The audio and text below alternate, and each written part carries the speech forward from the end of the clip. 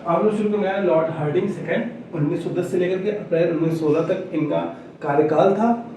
इनके कार्यकाल में क्या क्या चीज़ें इंपॉर्टेंट हुई वो हम लोग सीक्वेंस से देखेंगे, कालक्रम के अनुसार देखेंगे, ठीक है। तो सबसे पहले काम हुआ फरवरी 1911 का कंप्लीट करेंगे, फिर 12, 13, 14 ऐसे करेंगे। जो जो इवेंट्स आएंगे इंपॉर्टेंट वो पहले पढ़ेंगे। फरवरी 1911 में पहली कमर्शियल उड़ान भरी गई। पहली कमर्शियल फ्लाइट कहाँ से कहाँ तक गई? इलाहाबाद से नैनी तक पहली कमर्शियल फ्लाइट उड़ी थी, ठीक है। पहली कमर्शियल फ्लाइट कब उड़ी थी? 1911 में। कहाँ से कहाँ तक? इलाहाबाद से नैनी तक। ये सीडीएस का सवाल है। फिर मार्च 1911 में एनएन जोशी ने सोशल सर्विस लीग की स्थापना की थी। सोशल सर्विस लीग की स्थापना की थी, ठीक है। एनएन जोशी ने सोशल सर्विस लीग की स्थापना की थी। ये स्थापना इसलिए की गई थी कि भारतीयों के अंदर सामाजिक कार्य को बढ़ावा दिया जाए। सामाजिक कार्य को बढ़ावा दिया जाए। सामाजिक कार्य जैसे मान लो कहीं पे बाढ़ आ गया, कहीं भूखमरी हो गई, तो वहाँ पे भारतीय जाए और सोशल सर्विस करें, वहाँ पे सामाजिक कार्य करें, अपने लोगों के साथ खड़े रहें, ठीक है। तो इसलिए सोशल सर्विस लीग की स्थापना की गई थी। इसी तरह सेवा सदन की भी स्थापना की गई थी, वो भी इसी टाइम पीरियड में की गई थी। अभी हम लोग आगे बात करेंगे। अब इसके बाद क्या हुआ? इसके बाद दिल्ली दरबार की स्थापना हुई। 17 दिसंबर 1911 में दिल्ली दरबार लगा। दिल्ली दरबार बहुत बड़ी ग्रैंड असेंबली होती थी, जहां पे बहुत से लोग इकट्ठा होते थे और बड़े बड़े फैसले लिए जाते थे। यहाँ पे जब दिल्ली दरबार हुआ तो किंग जॉर्ज पंचम, ठीक है, किंग जॉर्ज पंचम का यहाँ पे राज तिलक हुआ। किंग जॉर्ज पंचम यहाँ पे राज तिलक हुआ। ये ब्रिटेन के किंग बनाए गए। ये दिल्ली दरबार कब लगाई गई थी? 17 दिसंबर 1911 में। और इसमें कुछ फैसले लिए गए बहुत इंपॉर्टेंट, जैसे राजधानी को स्थानांतरित किया गया। कहां से कहां तक? कलकत्ता से दिल्ली राजधानी को स्थानांतरित किया गया था 1911 में ही। इसी दिल्ली दरबार में फैसला लिया गया। Creation of Bengal presidency. Bengal presidency मतलब बंगाल सूबा। प्रेसिडेंसी का मतलब होता है सूबा, ठीक है। एक क्षेत्र बना दिया गया। बंगाल प्रेसिडेंसी एक क्षेत्र बना दिया गया 1911 में, ठीक है। बंगाल प्रेसिडेंसी एक क्षेत्र बना दिया गया 1911 में, एक सूबा बन गया बंगाल। और पार्टीशन ऑफ बंगाल को खत्म कर दिया गया। जो पार्टीशन ऑफ बंगाल का जन के समय में अनाउंस किया गया था, उसके बाद स्वदेशी मूवमेंट शुरू हुआ बहुत बड़े स्तर पे 7 अगस्त 1906 में। उसके बाद ये पूरे भारत के अंदर फैल गया और ये इतना बड़ा मूवमेंट बन गया स्वदेशी मूवमेंट कि 1911 में उस स्वदेशी मूवमेंट की वजह से बंगाल पार्टीशन को खत्म कर दिया गया। बंगाल पार्टीशन खत्म हो गया, ठीक। इसके बाद 27 दिसंबर के बाद 27 दिसंबर 1912 27 दिसंबर 1912 क्या हुआ?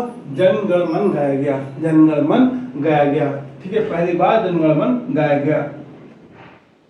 किस सेशन में पूछा जाता है? तो कलकत्ता सेशन में गाया गया। और उस सेशन का अध्यक्ष कौन था? तो विशन नारायण धर उसका अध्यक्ष था। तो 27 दिसंबर 1911 को पहली बार जनगणमन गाया गया। कहाँ पे? कलकत्ता सेशन में 1911 में। और वहां का अध्यक्ष था विशन नारायण धर। हाँ, और इसके बाद क्या होता है? राज बिहारी बोस, जो कि अनुशीलन समिति के एक मेंबर होते हैं, एक सदस्य होते हैं, वो लॉर्ड हार्डिंग सेकंड के ऊपर बम फेंक देते हैं, ठीक है। दुर्भाग्यवश वो बच जाते हैं। अनुशीलन समिति के एक सदस्य होते हैं राज बिहारी बोस, और इन्हीं के ऊपर मुकदमा चलता है, इसको हम लोग बोलते हैं दिल्ली कॉन्स्पिरेसी, दिल्ली षड्यंत्र, दिल्ली कॉन्स्पिरेसी। इन्हीं के ऊपर केस चलता है, उसको हम लोग किस नाम से जानते हैं? दिल्ली कॉन्स्पिरेसी के नाम से जानते हैं। तो राज बिहारी बोस जो कि अनुशीलन समिति के सदस्य थे, ठीक है, वो क्या करते हैं? लॉर्ड हार्डिंग के ऊपर बम फेंक देते हैं। उसके बाद 1913 में अमर कथा नाम की एक बुक पब्लिश होती है। ये सीरीज में 2-3 मरतबा पूछा जा चुका है, ठीक है। अमर कथा नाम की एक बुक पब्लिश की जाती है, जो कौन करता है? विनोदिनी दास। ये थी इनकी ऑटोबायोग्राफी। ये एक एक्ट्रेस थी और इन्होंने अपनी ऑटोबायोग्राफी लिखी, और उस ऑटोबायोग्राफी को हम लोग अमर कथा के नाम से जानते हैं। ये एनसीईआरटी में भी दिया हुआ है। उसके बाद नवंबर 1913 में गदर पार्टी की स्थापना होती है। गदर पार्टी की स्थापना सैन फ्रांसिस्को यूएसए के अंदर होती है। सैन फ्रांसिस्को यूएसए के अंदर होती है इसकी स्थापना, ठीक है। और इसकी स्थापना करने वाला कौन होता है? लाला हरदयाल। लाला हरदयाल इसकी स्थापना करते हैं, ठीक। अब इसकी स्थापना का ये होता है कि जो भी भारतीय बाहर रह रहे होते हैं, देश के बाहर, जैसे अमेरिका, कनाडा, ऐसे लोगों की एक संस्था होती है गदर पार्टी, जो बाहर रह करके, दूसरे देशों में रह करके भारत को आज़ाद करवाने का षड्यंत्र रचते हैं एक तरह से, कि कैसे किस तरह से भारत को आज़ाद करवाया जाए, ठीक है। ठीक, तो और इसमें ज़्यादातर सिख होते हैं, मुस्लिम भी होते हैं, हिंदू भी होते हैं, हर तरह के लोग होते हैं इसके अंदर, इस पार्टी के अंदर। और इनकी खाली एक ही मकसद होता है कि किस तरह से हम भारत को आज़ाद कराएं। और इन्हीं के टाइम में 1914 में वर्ल्ड वार 1 शुरू हो जाता है। 1914 में वर्ल्ड वार 1 शुरू हो जाएगा। उससे पहले घटना घटती है उसी वर्ल्ड वार 1 के समय में कि कोमागाटू मारू घटना। इस घटना में होता ये है हांगकांग से एक शिप चलती है। हांगकांग भी ब्रिटेन का एक कॉलोनी होता है, ठीक है, एक उपनिवेश होता है। वो जाती है कनाडा। कनाडा में जब ये शिप खड़ी होती है बंदरगाह में, तो वहाँ पे लगभग 376 के आसपास टोटल यात्री होते हैं, जिसमें से लगभग 24-25 यात्री को तो उतार लिया जाता है, लेकिन जो बाकी बचे यात्री होते हैं, जो हिंदुस्तानी होते हैं, उनको रोक दिया जाता है। उनको रोक दिया जाता है और शिप को वापस भेज दिया जाता है। इस घटना को कोमागाटू मारू घटना के नाम से जाना जाता है, ठीक है। ये घटना बहुत ज़्यादा बहुत ही खराब थी, जिसकी वजह से गदर पार्टी के जो सदस्य थे ये एकदम बौखला जाते हैं और ये लोग शुरू करते हैं एक आंदोलन, जिसको हम बोलते हैं गदर आंदोलन, जिसको हम लोग गदर आंदोलन के नाम से जानते हैं। गदर आंदोलन का मेन मकसद यही होता है किस तरह से हम ब्रिटिशर्स से खुद को आज़ादी दिलाएं, ठीक है।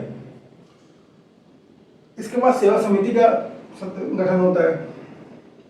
1914 में ही सेवा समिति का भी गठन होता है, ठीक। कौन करता है? हृदयनाथ कुंजरू इसके संस्थापक होते हैं। हृदयनाथ कुंजरू इसके संस्थापक होते हैं। और इसका भी सेम काम होता है, जो काम सोशल सर्विस लीग का था वही था। सामाजिक कार्य में भारतीय अपने आप को जो है लगा दें, ठीक है, तन मन धन से, ताकि कोई भी भारतीय किसी तरह की परेशानी में न रहे। जब भी कोई बाढ़ आए या कोई जो है कोई अप्रत्याशित घटना घट जाए, उस समय एक भारतीय दूसरे भारतीय का सहायता करे। इसलिए सेवा समिति की स्थापना हुई थी सामाजिक कार्य के लिए, ठीक। 15 अगस्त 1914 इसी दिन पनामा कनाल की ओपनिंग होती है। पनामा कनाल इसी दिन खुलता है 1914 को। ये भी एक जगह क्वेश्चन में आया था, सीक्वेंस में लगाने को आया था, इसलिए हमने यहाँ पे लिखा। इसी के टाइम में पनामा कनाल खुला जाता है। पनामा कनाल अटलांटिक ओशन और पैसिफिक ओशन को कनेक्ट करता है। पनामा कनाल अटलांटिक ओशन और पैसिफिक ओशन को कनेक्ट करता है, जिसके कनेक्ट होने के बाद पूरे विश्व में व्यापार बहुत तेजी से बढ़ता है, क्योंकि शिप फिर जाने लगते हैं। जब शिप जाने लगा तो ट्रेड बढ़ा, ठीक है। और पहले का टाइम में, आज से 70-80-100 साल पहले जो भी ट्रेडिंग होती थी वो ज़्यादा शिप से ही होती थी। इसलिए पनामा कनाल के खुलने की वजह से ट्रेडिंग बहुत तेजी से बढ़ी, व्यापार बहुत तेजी से बढ़ा। और ये भी सवाल आ चुका है कि किसके समय में, किस वायसराय के समय में वर्ल्ड वॉर 1 हुआ था। वर्ल्ड वॉर 1 किसके समय में हुआ था? तो वर्ल्ड वॉर 1 हुआ था लॉर्ड हार्डिंग सेकंड के टाइम में ही, 1914 से लेकर 1919 तक। फिर जो है किसकी एंट्री होती है? अब हीरो की एंट्री होगी, मतलब गांधी जी की एंट्री हो जाएगी 9 जनवरी 1915 को। 9 जनवरी 1915 को गांधी जी भारत के अंदर आएंगे, भारत में आ जाएंगे वो साउथ अफ्रीका से, ठीक है। कुछ चीज़ें और बची हैं। हाँ, इसके बाद हिंदू महासभा की स्थापना होती है। फरवरी 1915 को हिंदू महासभा की स्थापना होती है। 9 जनवरी 1915 को क्या हुआ? गांधी जी आ गए, ठीक है। यहाँ से हम लोगों तक पढ़ा था। इसके बाद फरवरी 1915 को हिंदू महासभा की स्थापना होगी, ठीक। और मदन मोहन मालवीय इसकी स्थापना करते हैं। और इसी संस्था ने हरिद्वार में कुंभ मेला की शुरुआत की थी। हरिद्वार के अंदर कुंभ मेला की शुरुआत की थी। हरिद्वार के अंदर कुंभ मेला की भी शुरुआत की थी, ठीक है।